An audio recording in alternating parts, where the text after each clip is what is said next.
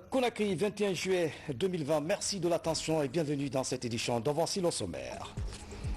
La révision exceptionnelle des listes électorales suscite de l'engouement à Moyenne-Guinée. Les citoyens s'activent pour se faire enrôler. Les opérateurs de saisie sont mobilisés pour 15 jours. Au sommaire encore, de l'eau potable et de l'électricité pour les populations de Sigiri, le chef de l'État vient d'offrir à la préfecture une centrale thermique et une station de pompage. Les populations saluent l'œuvre du professeur Alpha Condé. Prière de grâce pour la paix du cœur et le repos de l'âme des artistes disparus. La Fédération des artistes s'apprête à organiser une grande cérémonie ce jeudi au Palais du Peuple, ici, à Conakry. Mesdames et messieurs, bonsoir. Ce journal s'ouvre sur un décret du chef de l'État. Décret D 2020-177 PRG SGG portant nomination de haut cadre à l'agence guinéenne pour le financement du logement à Guifel. Le président de la République, vu la Constitution, décrète, article 1er, les hauts cadres dont les prénoms et noms suivants sont nommés dans les fonctions ci-après au sein de l'agence guinéenne pour le financement du logement à Guifel. 1. Madame Haya Aïssatou Baldi, précédemment chargée de promotion du secteur du tourisme, artisanat, sport et culture à l'agence de promotion des investissements privés, est nommée directrice de l'animation et de la gestion des guichets. 2. M. Ismail Youla, précédemment directeur commercial de la Banque Toronto Canada, est nommé directeur de l'écosystème financier. 3. M. Mamadi Sagnon, précédemment analyste des affaires pour le groupe Desjardins Québec Canada, est nommé directeur des systèmes d'information des études et des statistiques. 4. M. Sanoussi Konaté, précédemment directeur général adjoint de l'Agence nationale de la rénovation urbaine au ministère de la Ville et de l'Aménagement du territoire, est nommé directeur du contrôle de qualité et de suivi des opérations. 5. Madame Raissa Zainoul Sanoussi, précédemment directrice du développement des affaires à Grand Tonton, est nommée directrice des moyens généraux et de l'administration. Article 3. Le Premier ministre chef du gouvernement, le ministre de la Ville et de l'Aménagement du territoire et le ministre de l'Économie et des Finances sont chargés, chacun en ce qui le concerne, de l'application du présent décret. Article 4. Le présent décret prend effet à compter de sa date de signature, sera enregistré et publié au journal officiel de la République. Conakry, le 21 juillet 2020, professeur Alpha Condé, chef de l'État. Direction Moyenne-Guinée, précisément à l'Abbé, où les opérations de révision des listes électorales suscitent assez d'engouement chez les citoyens.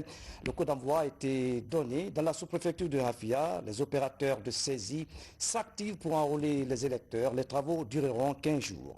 Ablegari Yalo, Makeme, dans un reportage. La révision des listes électorales est en cours dans notre pays. En Moyenne-Guinée, la préfecture de l'Abbé compte 59 commissions administratives d'établissement et de révision des listes électorales.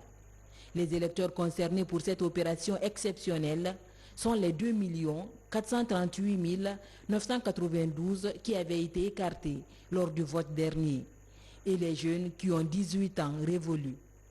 La radiation des doublons, des mineurs et des personnes décédées dans le fichier sont des défis que la CENI compte relever. 5 200 et quelques qui avaient voté lors du second scrutin, ça ne les concerne pas.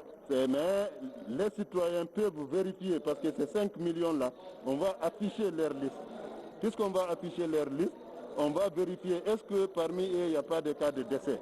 Et s'il y a des cas de décès, qu'on nous signale pour qu'on puisse les radier. Donc s'il y a aussi des présumés mineurs qui sont dedans, qu'ils le signalent, qu'on puisse vraiment les enlever. Ce recensement suscite un engouement dans les localités du Fouta. Dans la sous-préfecture de Hafia, par exemple, les électeurs mis de côté lors du double scrutin tiennent à figurer dans la base des données. Ici, on nous a informé qu'avant-hier, aujourd'hui, il y a des changements ici. Bon, comme c'est une loi de citoyen, je me suis venu Je demande tous les citoyens de Afia de venir se rassembler. Pour cette présidentielle du 18 octobre, plus de 2000 KRL sont repartis entre les 38 circonscriptions électorales du pays. Le contrôle douanier est en pleine mutation dans l'espace OMD. La Guinée veut en tirer profit de cette opportunité. Cela passe par l'apprentissage des nouveaux outils en audit des entreprises et une dizaine de cadres douaniers est déjà à cette école. C'est un appui de l'expertise France. Reportage Mohamed Siar Souban. C'est une révolution dans les opérations douanières, le renforcement des capacités en audit des entreprises. Une dizaine de jeunes cadres est concernée par cette pratique innovante, en plus de leurs connaissances basiques en contrôle douanier. Résultat attendu, la création de nouvelles compétences dans la vérification des marchandises. Nous allons donc former ces gens-là pour qu'ils puissent lire la comptabilité des entreprises, pour qu'ils puissent être capables d'analyser la situation financière de l'entreprise et même de connaître l'organigramme de cette entreprise. Finalement, si on fait un contrôle ciblé, différencié, même personnalisé, on connaît quels sont les gens ou quels sont les opérateurs qui puissent être vraiment dignes de confiance. Pour réussir le contrôle ciblé, ces jeunes soldats de l'économie sont soumis à plus d'efficacité et de vigilance. Cela pour aider les entreprises à être compétitives, mais permettre aux services des douanes d'assurer sans relâche la mobilisation des ressources internes. Nous allons partir bientôt dans une procédure d'agrément d'opérateurs économiques agréés. Alors, à travers ce système de contrôle, on peut savoir quelles sont les entreprises qui ont des antécédents avec nous et quelles sont celles qui sont à règle. Donc cela nous permettra de faire la part entre les entreprises et nous allons bien sûr voir qui est correct, qui n'est pas correct. Et si il se trouve que pendant le dédouanement, vous avez posé des actes qui sont contraires aux dispositions du Code des douanes, vous êtes tout à l'heure réajusté, pénalisé et on vous ramène dans l'ordre. Ce nouveau mécanisme de contrôle a pour but de faciliter la relation entre les douanes et les entreprises. La dynamique est soutenue par Expertise France à travers le PACAF, projet d'appui au corps de contrôle et administration fiscale. Et puis dans l'actualité encore, l'hôpital de l'Amitié sino-guinéen aura bientôt un centre de traitement du Covid-19. Le premier lot des équipements a été réceptionné ce matin à Conakry. C'est un geste de la société minière SMB. Adia Toubari a suivi la remise. C'est le site qui va abriter le nouveau centre de traitement épidémiologique des malades du coronavirus. Alors qu'il est en phase de terrassement, les premiers équipements de l'infrastructure sanitaire sont débarqués dans l'enceinte de l'hôpital sino-guinéen. Le matériel médical est essentiellement composé de salles d'hospitalisation préfabriquées, des lits et des tables de consultation des cas confirmés de la pathologie. Quand on a entendu que le besoin de l'hôpital sino-guinéen a donc de salles préfabriquées pour réaliser l'hôpitalisation, donc on a déjà réagi. On a envoyé tous les objets pour bien équiper les salles. Ce centre de prise en charge en construction rentre dans la deuxième phase du projet d'expansion de l'hôpital de l'Amitié sino-guinéen. La finalisation de l'infrastructure sanitaire est prévue pour fin août. De quoi accroître la capacité logistique de prise en charge des personnes infectées par la pandémie virale. Tout simplement, ils ont répondu à l'appel lancé par son Excellence Monsieur le Président de la République, le professeur Alpha Condé, qui est devant, qui, à travers son leadership au jour d'aujourd'hui, vous savez très bien, nous avons de très bons résultats dans la lutte contre Covid-19. Donc c'est pour dire encore une fois, ce don de matériel, de préfabriqué et tous les composants que nous avons, ça va être installé le plus vite que possible pour servir la population guinéenne, pour faire une meilleure prise en charge. Avec ce centre de traitement en phase de réalisation à l'hôpital sino-guinéen, le pays aura à son actif 10 sites consacrés à l'hospitalisation et au traitement des malades du Covid-19. Ce, grâce aux partenaires techniques et financiers comme la Chine, engagés dans le combat contre la pandémie mondiale. Je vous le disais en titre, une centrale thermique pour l'électrification et une station de pompage d'eau potable pour les populations de Sigiri. C'est une promesse concrétisée par le chef de l'État. Plusieurs autres infrastructures sont en cours de réalisation dans cette préfecture. Les bénéficiaires expriment de leur gratitude au professeur Alpha Condé. Voici le reportage de Saïdoumane Diallo depuis Sigiri. La fourniture du courant électrique aux populations est au cœur des priorités du gouvernement. Sur le terrain, des efforts sont consentis pour l'amélioration de la desserte. La ville de Sigiri bénéficie dans ce cadre d'un don du chef de l'État composé de 6 grands groupes électrogènes de grande capacité. Cette centrale thermique va renforcer les capacités actuelles fournies par la SAG.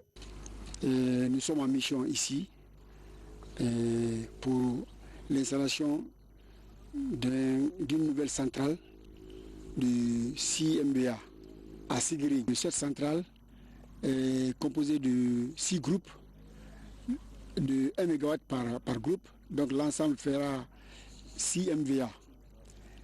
6 MVA. Et il va y avoir un logement pour les exploitants. Il va y avoir tout ce qu'il faut pour une centrale thermique. C'est une centrale thermique, donc tout ça c'est déjà prévu dans le contrat. Donc, je voudrais mettre vraiment à profit pour dire que ce travail ne va pas tarder. Dans un bref délai, et la population de Sigiri verra la nouvelle centrale construite. En plus de l'électricité, le projet d'adduction d'eau potable est en nette progression dans la localité. Les conduites et les vannes sont en cours d'installation. Ensuite, faire 2 bâches de stockage en vue pour pouvoir stocker cette eau. On a eu aussi à faire une extension du réseau d'adduction d'eau de la ville qui est évalué à peu près à 17 km 700 pour la décanalisation. Et aujourd'hui, on peut, si on veut estimer, le taux peut être estimé à peu près à 30%. Sur le terrain, l'autorité veille à l'exécution correcte des travaux et rassure la population de la matérialisation des projets initiés par le chef de l'État, professeur Alpha Condé. Je les ai dit, si c'est l'eau, le courant et la route, le professeur va donner. Et il nous a honorés. Déjà, tout a commencé. L'eau, ils étaient sur l'eau, ils étaient sur le courant, ils étaient sur la route. Mais précipité, c'est l'ordre du professeur. Il a dit que ça sera fait. Et tout de suite, et aujourd'hui nous sommes là-dessus, tout le monde l'a vu. Ces actions du chef de l'État sont soutenues par certains fils du terroir qui accompagnent l'État à travers la réalisation d'infrastructures d'utilité publique. Ceci à l'image de ce collège qui vient combler un vide dans la localité. Oui, je crois que c'est un devoir pour chacun, pour tous ceux qui ont pu bénéficier de l'appui de l'État, parce que nous avons tous étudié grâce à l'appui de l'État. Il est de notre devoir, chacun, en ce qu'il peut faire pour appuyer la scolarité. Vous savez, l'école, c'est l'affaire de tous, c'est pas seulement l'État. Certains villages qui sont de l'autre côté du fleuve ont le même problème. Les enfants sont obligés de traverser le fleuve, de venir à 5 km ou à 10 km à Sigiri, c'est énormément difficile.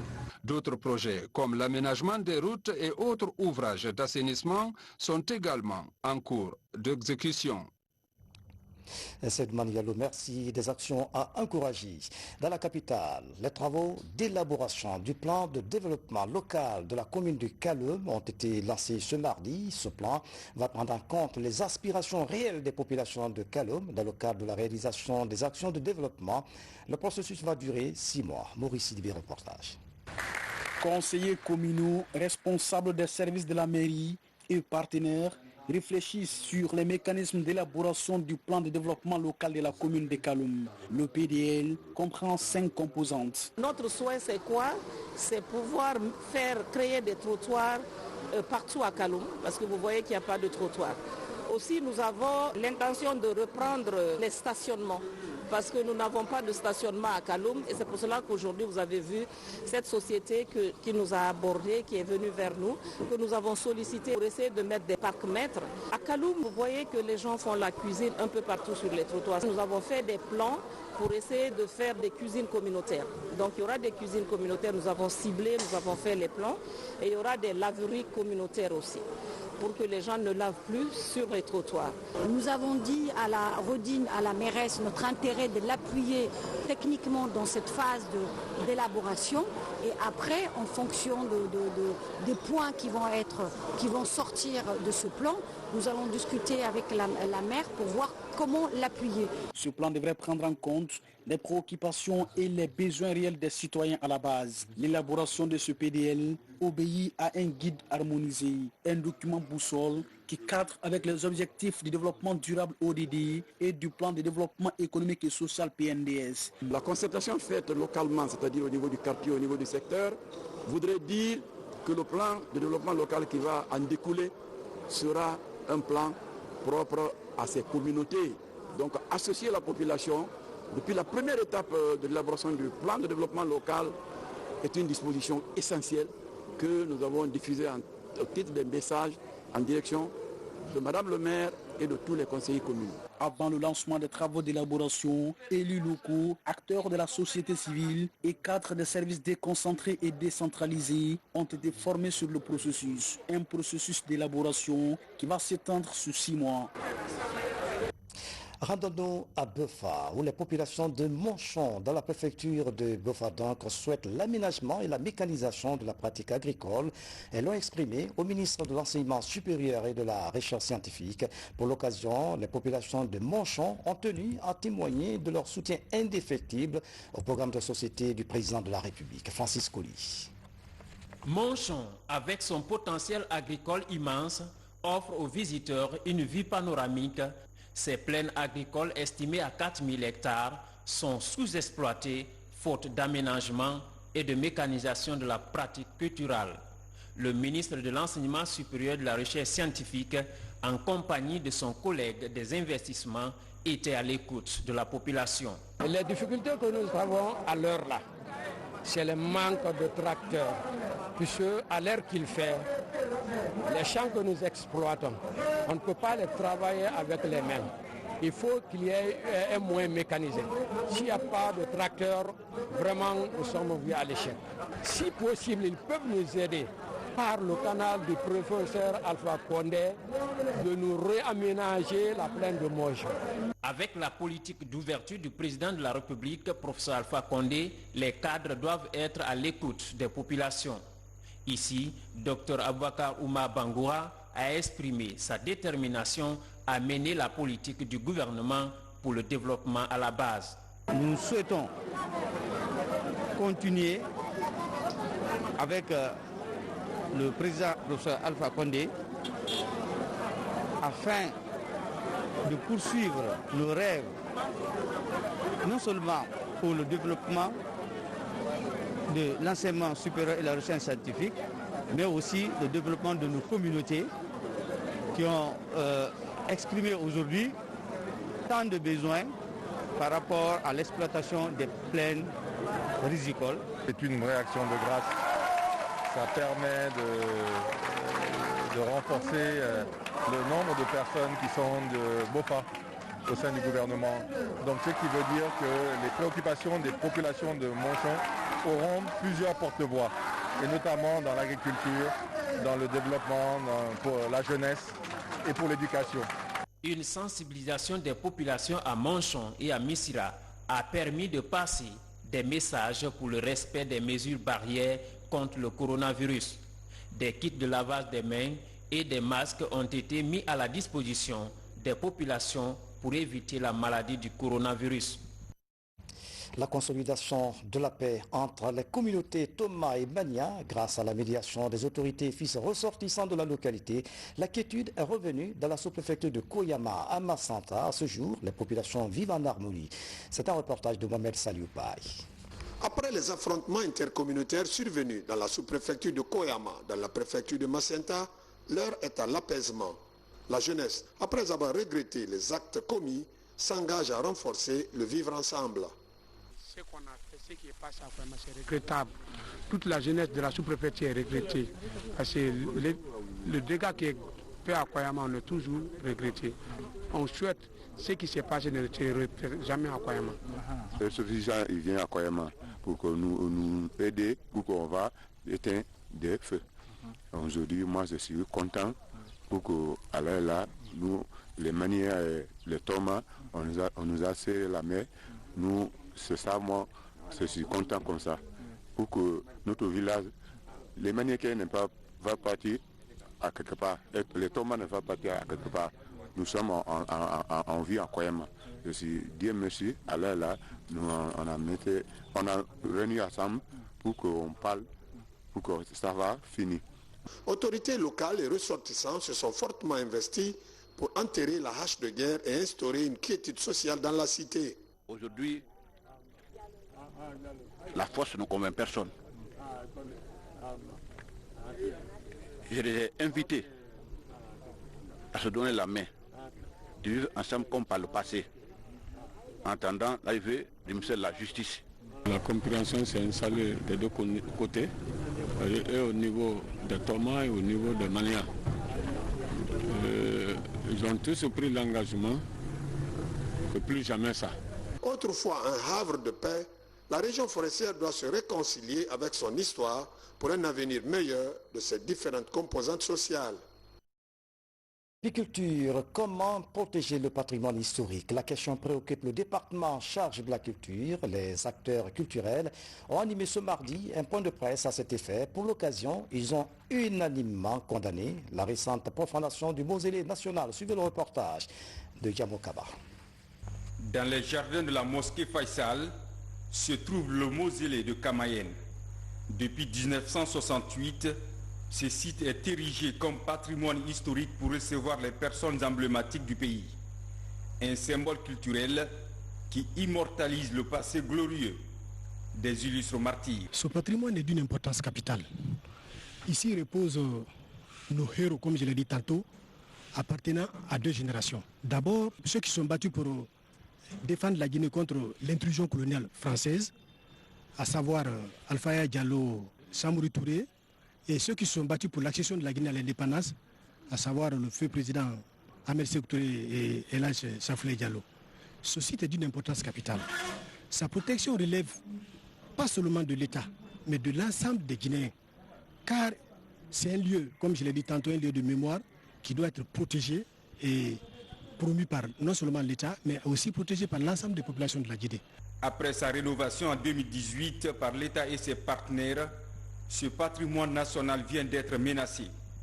À l'intérieur, l'ampleur des dégâts devant les tombes des résistants et compagnons de l'indépendance est encore visible. La profanation de ce site qui fait office de panthéon suscite l'indignation des responsables du patrimoine historique. Des mesures prioritaires visant à assurer la sécurité du mausolée sont annoncées. Le département condamne fermement ces agissements irresponsables, aussi bien contre le mausolée national de Kamayen que tous les vestiges de notre histoire et de notre identité sur l'étendue du territoire national.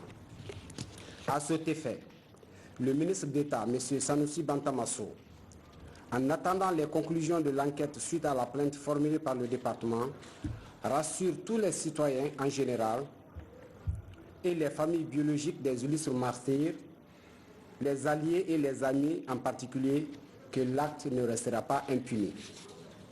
Aujourd'hui, le pays dispose de 135 patrimoines historiques.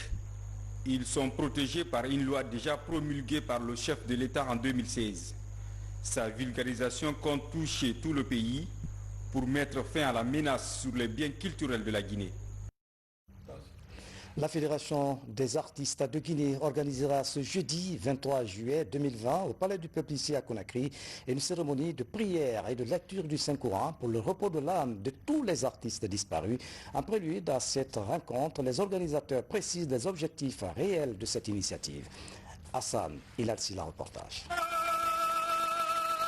L'année 2020 a été fortement éprouvante pour la Corporation des artistes musiciens de Guinée. Il y a eu le décès de grands ténors, notamment Mori Kanté, Kielfala Kanté, Kanidaba Kate, Kadi Jawara ou encore Petit Condé.